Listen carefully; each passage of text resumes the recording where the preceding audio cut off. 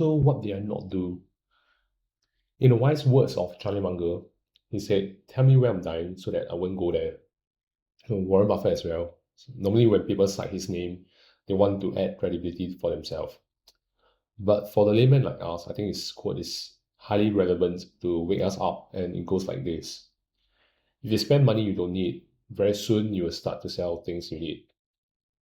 The premise is that if you curb your spending habits and irrational impulses, you should be able to go a longer way than others. But I'm not talking about going to extremes. For myself, I'm not cheap, I'm frugal. I'm actually quite generous with my family, but not for myself. I'll ask myself if I truly needed something. If not, I will just walk away. Or I will calculate the number of hours I need to work just to buy the item. For example, I won't consider people who do dumpster diving being cheap at all. Founders like Mr. Daniel Day, right, who started dumpster diving in Singapore, they are hyper rational and know exactly what they're doing. They see passion in what they do.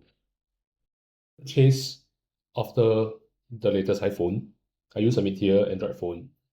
Unless there's a technological shift like a physical keyboard changing to a touchscreen phone or having those foldable or flip phones, I will always opt for the middle tier one, meaning to say I don't go for the flagship phone itself. I don't opt for the cheaper Chinese-made phone also. I've tried it because there's really no point if the specs are higher, but they have lower reliability because the hardware they use typically, for example, for the memory chips, have a lower cycling rate so that they are probably more prone to failure. Same goes for the laptop. Computer games, I will wait for until they are out of the season before I buy.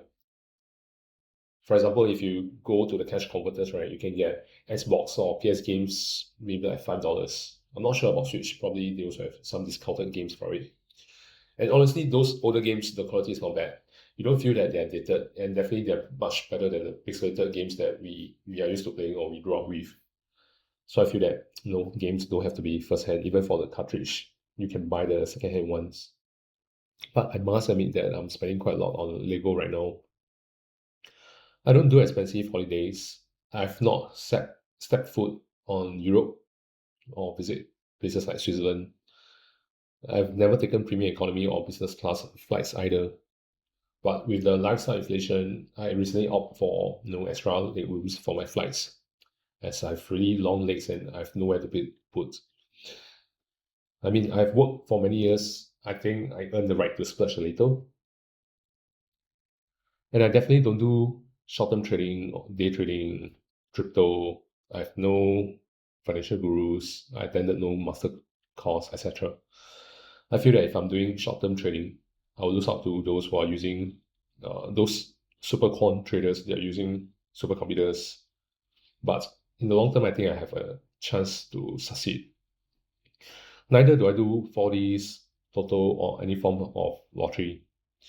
I say this for myself, I think I'm quite good in math. For casino, I just play jackpot, because I really anticipate I will lose the money. So I'm just there to play for fun.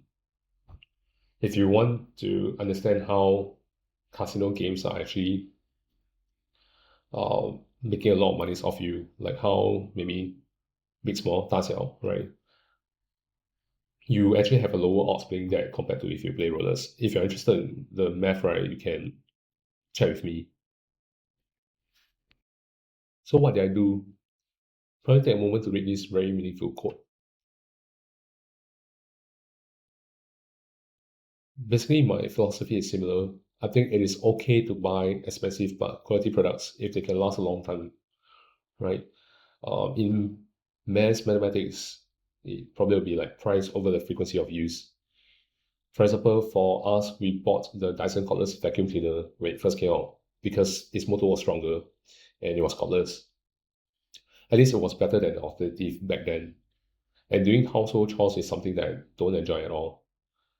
Paying a premium to make life easier for work that I will be doing every week is therefore very worthwhile for me. So I also got the robotics vacuum cleaner that can be scheduled to vacuum every now and then. Now that there are cheaper alternatives such as Dreamy or Shark, and I'm using Dreamy right now, makes vacuuming such a joy because it is light and it's very versatile, such so that I'll find reasons just to use it.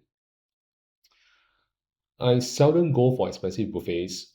Say $100 buffet, I can actually split it to like 10 meals of good $10 lunch meal, and the satisfaction I derive in totality is probably much more than just a single buffet. I just don't like the feeling of stuffing myself before the food buffet and then feeling bloated after it. So it feels like taking 10 days of corporate leave. You spend it all one shot, right? Nice for the initial 2 days, but the assignment fades out after the third day. Probably it's better to spread out your leave and therefore spread out your happiness across the entire year. Let's take a quick look at my financial journey. No, I didn't catch any of those trends. I didn't do real estate flipping, no crypto, no Max 7, no mini stocks. And mine is really a boring one. For the last 5 years, my tracking is not super accurate with my work and my newborn taking a toll on me. So there'll be some gaps here and there. My very first milestone was 100K. I have to take up a study loan for my uni since I don't have ATMs as my parents. My starting pay was also very low at 2.9K. Otherwise, I believe that I could reach this milestone a year earlier, especially if I don't have to pay off the study loan. Overall, I believe that it is a lot easier for uni grads to hit 100K before 30 years old compared to the non-degree holders. The starting pay for grads, I think, is around 4K, 5K right now. So provided that they have a job, I know the job market is bad right now, I think it will be easier to reach. Therefore, structural disadvantages are real. And also, it is at this point that I wanted to start a blog aiming at FI with 800K. So my second milestone is at 400K.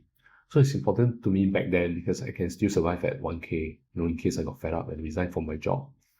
But subsequently, with a flat mortgage, it is no longer sufficient.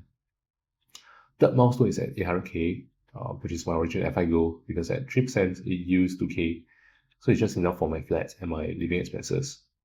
Hey, that time I was still spending like a poor tertiary student. Fourth milestone, 1 mil, a very important one. Yeah, also because I can tell my wife that I'm a millionaire, you see, and just start waving dollar bills in front of her.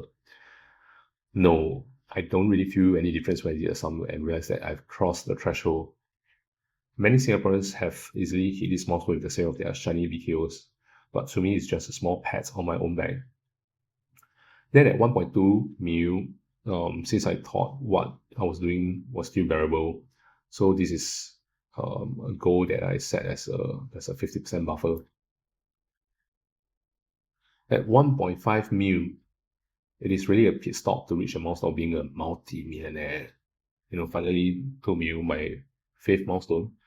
I can tell my wife that, hey wife, you have been promoted to be the spouse of a multi-millionaire. But again, there's nothing to shout about, considering a fringe condominium with the same floor size as my HDB flat can easily cost more than 2 mil. So to most people, to pull the trigger at a stage where my wealth accumulation is exponentially increasing is quite silly. But then it's also at the stage, where my little one needs more attention. So I just have to make the call. So I've also done a trend of what happens if I fully invest in dividend-yielding stocks at 3% and 5% respectively. Now, the beauty of investment in equities is that if the dividends continue to grow, the yield will far exceed that of the historical one. Now, of course, finding a company that is built to last is key. And notice I use the word company and not stock, because behind every stock is a company. I don't go for dividends for the sake of dividends, so there are actually many non-dividend yielding companies in my portfolio. I would very much rather the companies reinvest the retained earnings rather than to pay out as dividend and then that tax. So here you go, a very quick sharing of my financial history. Now that you have a glimpse of my journey, will you be kind enough to subscribe to my 10x your wealth course? No, just kidding. Probably you can just help to like, share, comment, and subscribe.